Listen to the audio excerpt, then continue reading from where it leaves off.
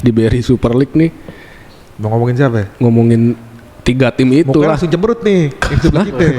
Langsung Emang iya, Pak? rengot. Enggak. Udah Seru ini Mas. Udah nanti. Mau akhir musim.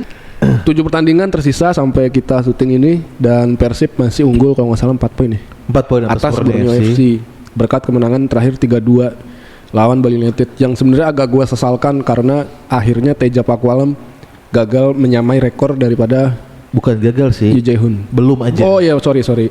Menunda ya. Iya. Menunda rekor daripada Lee Jae-hoon kalau 13 clean sheet ya. 17. Oh ya 17 atau 13? 17. Buset. Setengah dari kompetisi dong. Iya, setengah. Kan 34 kali main. Gokil. Hebat sih kalau buat sepak bola Indonesia sih. Kemudian Borneo di saat yang bersamaan, pekan 27 ya kalau nggak salah. Iya. Menang 5-1 lawan Biak. PSBS Biak, semua gol cakep-cakep semua, anjir keren banget dah pokoknya itu. Terus Persija, Oh, Persija masih masuk hitungan. Udah ya udah 2 aja, beda 9 poin padahal ya. 2 aja. Oh, 2 aja berarti ya. Antara Persib dan Borneo. Tapi kalau hitungan 7 pertandingan sih secara matematis masih bisa lah. Ya, nih Masih relate untuk dibahas. Arsenal aja Pak, sebelumnya tuh 9 poin loh sama Atas City. Atas City. Sekarang City kemarin menang 3-0 bisa ngejar tuh. Dan penentuannya akan ada di akhir pekan ini. Itu cuma di Liga Inggris sih menurut gua. Nah, maksud gua Itu bukan di Liga Inggris, itu kayaknya cuma di Arsenal doang deh. iya benar. Enggak. Artinya gini. Coba kalau dibalik City yang di atas. Iya, Arsenal Universe alias Arsenalverse ya. Kalau enggak, maksud gua konteksnya gini. Simulasi salip-salipan tuh yang paling intensitasnya paling tinggi kan di Inggris karena penjadwalan mereka kan kompetisi ada 3 di negara mereka. Itu artinya ada 9 jadwal yang kemudian jadi tabungan. Kayak sekarang aja kan ibaratnya City masih tadinya kan awalnya punya 2 tabungan pertandingan gitu kan. Artinya gapnya jadi makin pendek. Itu satu. Beda kalau Indonesia kan kompetisinya cuma 1, sisa pertandingan sama gitu kan. Artinya menurut gua sih saya sudah bisa bilang tutup buku ini udah. Ini Persib nuaing udah. Tahunnya Persib. Iya, hat-trick Repeat dong. Back kalau to back.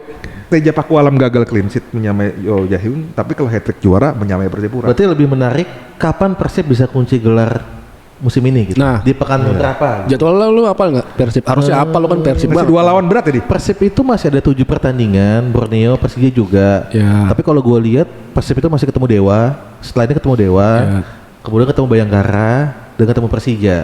Nah, Dewa dan Bayangkara ini kan memang 2 tim sedang Lagi naik nih. ya sedang on fire lah, meskipun kemarin Bayangkara sempat akhirnya kalah juga kan. Persija. Setelah mencetak 6 kemenangan beruntun, tapi buat gue tetap Bayangkara itu tim yang bisa mengancam Persib, termasuk pun Dewa dan juga Persija. Tapi kalau kita bandingin kayak Dewa laga Borneo dan laga Persija, kalau dilihat secara jadwal sih mereka punya jadwal yang sepertinya lebih mudah ketimbang Persib. Gitu. Cenderung lebih mudah. Tapi poinnya udah jauh. Poinnya udah jauh, bro. Poinnya udah jauh, iya. Ini yang sama siapa Persija? Ini sama siapa nih Mas poinnya jauh kan sama Borneo masih 4 poin. Ya. Katanya nggak usah Persija. Enggak, Persija lebih enteng sisa pertandingan 7-nya dibanding 2 pesaing yang di atas nih. Iya. Tapi poin gapnya dia dengan Persib udah jauh. Sementara yang paling realistis adalah Borneo. Tapi kalau gua pribadi dan kita 2-3 kali bikin podcast ngomong yang sama nih soal Persib yang ngebahas ini ketiga nih. Menurut gua satu hal yang nggak dimiliki Persija ataupun Borneo dan ini dimiliki Persib adalah konsistensi. Persib itu nggak entah kenapa gitu kan. Kalau dulu kan Persib ini dikenal jago kandang, main di Bandung aja dia rajanya gitu kan. Nanti begitu dia main di away, sekarang tuh kan mau main di away atau di kandang, mereka konsisten ketika ngelock poin, menangnya kadang-kadang nggak menang telak, cuma 3-2, 1-0, tapi menang. Mereka bisa mengkondisikan itu. Sementara Persija, misalnya contoh Persija nih, di satu pertandingan dia bisa menang dengan skor telak, tapi besok ada kartu merah, kemudian akhirnya kalah. Dan maksud gue tuh problematik yang paling parahnya Persija menurut gue, dan itu mempengaruhi akhirnya poinnya gapnya jadi jauh, adalah terlalu sering dapat kartu merah, sehingga pertandingan tuh berubah.